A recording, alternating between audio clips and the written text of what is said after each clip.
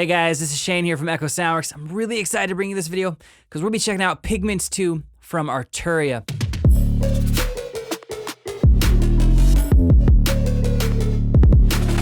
So this is a free update for existing users. If you're not an existing user, you can get it for either $49 or $99.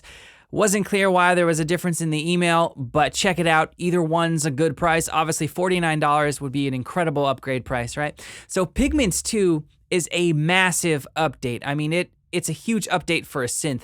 I don't know if I've ever actually seen a soft synth from version 1 to 2 have this big of an update in terms of a feature set, right? Usually it's small things, maybe a new filter type, maybe a multi-stage envelope as opposed to the typical ones that were with it, some new effects, those sort of things. Pigments 2 has two new methods or engines for synthesis. We now have a sample-based engine as well as a granular-based synth engine. So that means that Pigments 2 has 4 unique ways to generate sounds. You have the wavetable oscillators, you have the virtual analog engine or oscillators. Now you have the sample-based engine and the granular-based engine or oscillator. So there's tons of flexibility in how you can create sounds. Something I want to get out of the way right at the beginning of the video. This is not a sponsored video. This is not an affiliate video.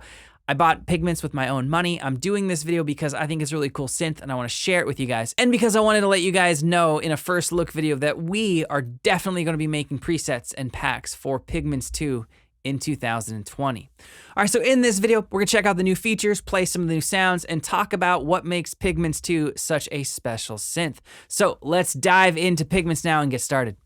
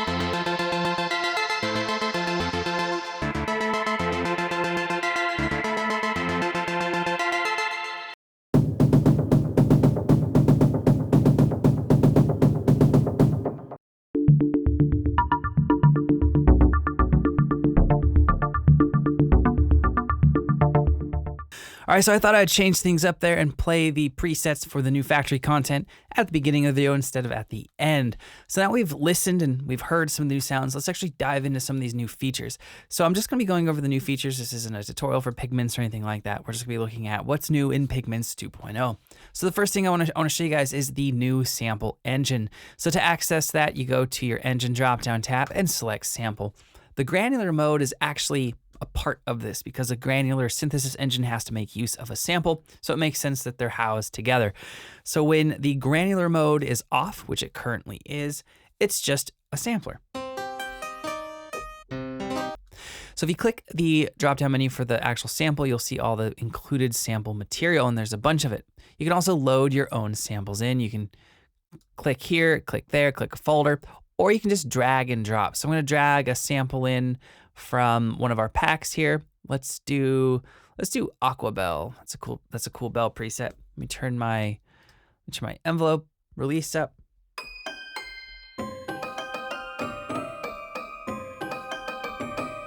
So here's a sample that in an external loop editor or sample editor, I created a loop point that is perfectly at A0 crossing, which is hard to get to on in this sample engine. So it's kind of cool because the loop points are seamless.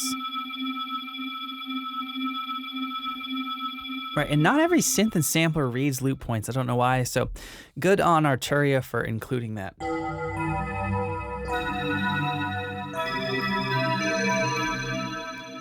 All right, so before we dive into the granular mode, let's check out one other cool feature with the sample engine. So you can actually load multiple samples into each engine. We have 6 different slots, A, B, C, D, E, and F. So this is great because this allows you to create more organic, natural sounding, organic instruments. So one of the patches I played in the video or in the preset walkthrough, when I did the Scott Storch piano, it actually made use of this. So I'm just gonna pull that up to showcase it to you. So we're gonna go to keys here, and I believe it was one of the grand pianos. Let's see, grand piano.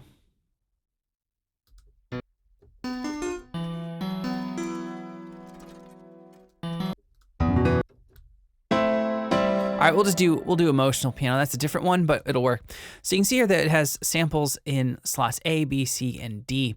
And you can see here that this key map is active. So if I play a low octave here, we see that this A sample is being triggered. And now when I get 2 octaves above it, the B sample is being triggered. And now we're in C, and you can see that highlight down there.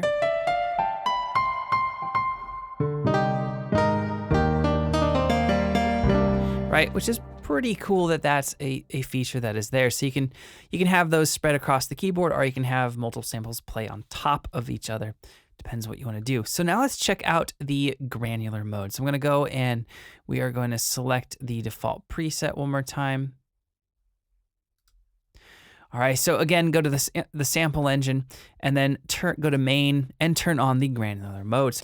All right, so I just dragged in one of our samples. It's kind of a vocal sound, and I quickly set up one of the functions here, the first function, to modulate a couple parameters. So if you're a little unclear about what granular synthesis is, basically it's kind of like a wavetable but with audio. So why I said it's kind of like a wavetables evolve. They move through the table, which includes different waveforms to make what you know as the entire wavetable. Well, with granular synthesis, what happens is you load up a sample and then it quickly scans through different sections of that, and you can set where that happens, usually with a start knob, right? We can see that happening here. And then you can determine how spread out within the audio it starts to scan through. Check it out.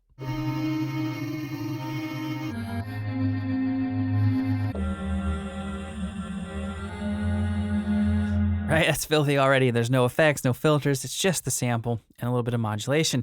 It's got that flume vibe for sure. So really cool that they added this. It adds a whole other world of sound design possibilities to Pigments.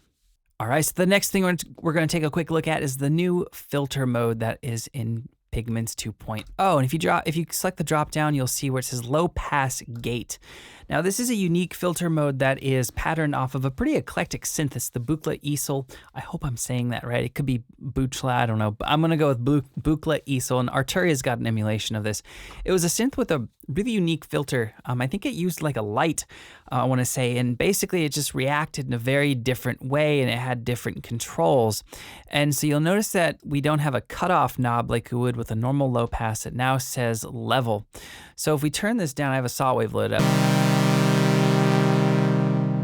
You'll notice that once you get to a certain point, the volume just dips out. Now we have a couple different modes in the gate mode. We have VCA,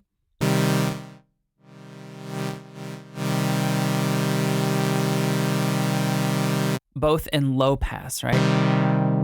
So low pass reacts probably most normally to what you'd think a conventional low pass filter would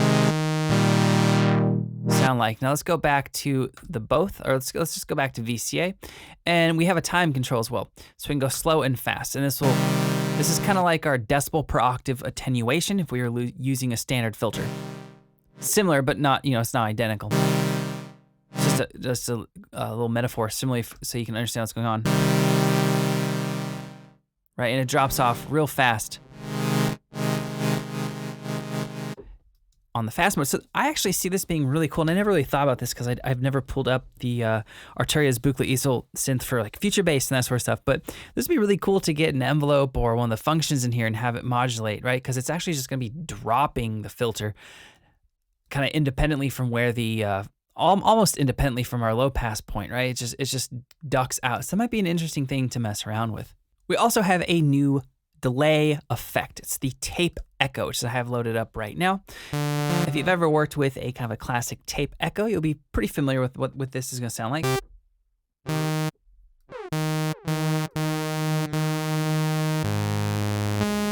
Has a ping pong mode as well. Right, so it's pretty simple, pretty easy to use.